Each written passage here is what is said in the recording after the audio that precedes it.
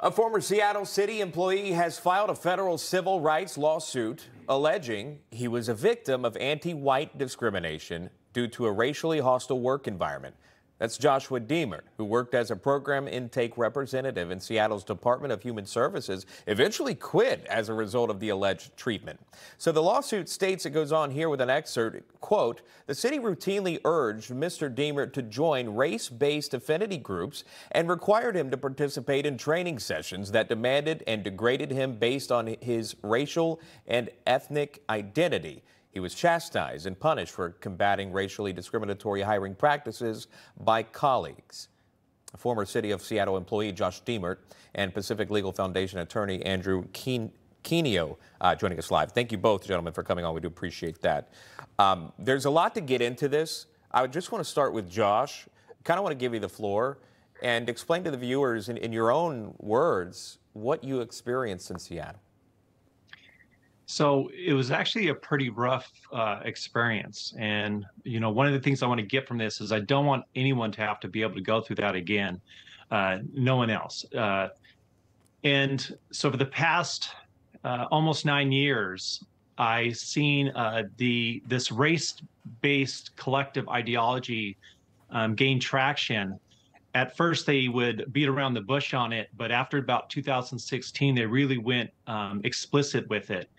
And to give an idea of this ideology, they believe in things like intellectualism, individuality, comfort, objectivity, meritocracy are all tools of white supremacy. And they believe that the city of Seattle itself is a system of white supremacy. And to give an idea of what they're meaning when they say white supremacy, the word white supremacy is synonymous with the word white culture. So when they say white supremacy, what they're meaning is white culture. Now, I reject what they say, and I reject their definition, because they're saying some of these things that are white culture are I don't believe are white culture at all. They're stuff like Western liberal values, the Constitution or Bill of Rights. And the city of Seattle is against all of this. In fact, I've heard them say that the current anti-discrimination and civil rights laws federally are actually tools of white supremacy and uphold the white supremacy system. So this has been a very difficult time for me because I've been told over and over I have to undo my whiteness, and it's so. What I want to get across is that it's not just training. A lot of people focus on the training, but the training is purposeful because this is a race and social justice initiative, and it's supposed to then we're supposed to then, after do the training, go out and embed this into our work. And you could actually see this take place and flourish throughout the culture of the city of Seattle. So the training is just the start. And then we're supposed to embed and intertwine this into every law, policy, every action that we do within the city. And this spills over to then also people like me. Yeah. Josh, I want to move on to, if I can, to Andrew Quinio, your attorney here, a part of this legal battle, if you will. I want to read an excerpt, if I can, Andrew, and then I'll get you to comment here. Another one here reads this, that, quote, "His supervisors and other colleagues continually dismissed his concerns over a period of years and claimed he could not be a victim of racism and discrimination because he possessed, quote, white privilege, and he was denied opportunities for advancement by the city based on his racial and ethnic identity." Get to the legal part of this matter, if you can, for the viewers, Andrew, and also reacting to what Josh claims he went through. Certainly. What Josh went through, of course, was extensive and upsetting. The city of Seattle, as an employer, is not allowed to segregate its employees based on race, discriminate based on race, or retaliate against their employees for complaining against discrimination. All three of those things the city of Seattle did.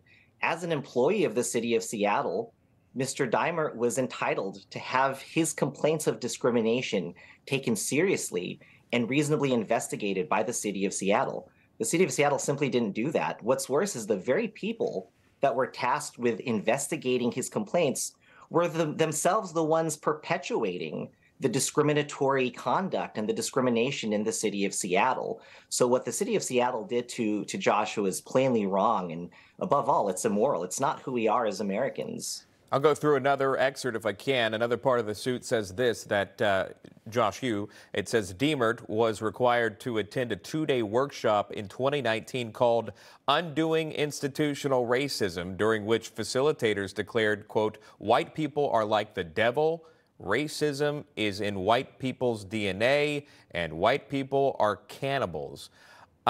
Josh, where did that come from? So that comes from the organization that City of Seattle bases their whole ideology off of, which is called PSAB. And they believe that they need to have a collective liberation from colonialism, and that to do so, we need to sway away from individuality that supports white supremacy, according to them, and do a collective race base. And everyone should be focused on race.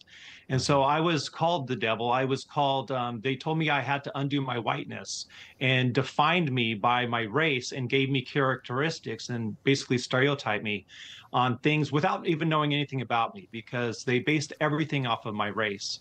And you could see this spill over, because they would tell me as a white person, I have no right to experience comfort in the workplace or have guaranteed physical safety. But at the same time, then later on, when my superior physically accosted me in the workplace and I reported this, they didn't care. He wasn't reprimanded. No one cared. When I reported different acts of discrimination, it was never elevated. When my superior told me that she wanted me to step down from my position because I was holding back a person of color from being able to advance, and she wanted someone that could work more hours, and I reported that to multiple people after that, and every manager since, and every HR person.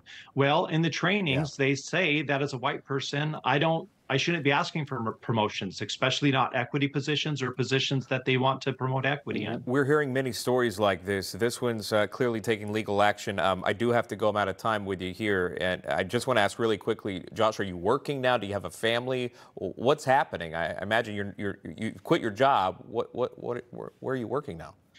Yeah, so I do have a family, and I have 3 kids. They're all adults, but 2 of them have moved back in with me. And I went from having a very generous income with really great benefits to nothing.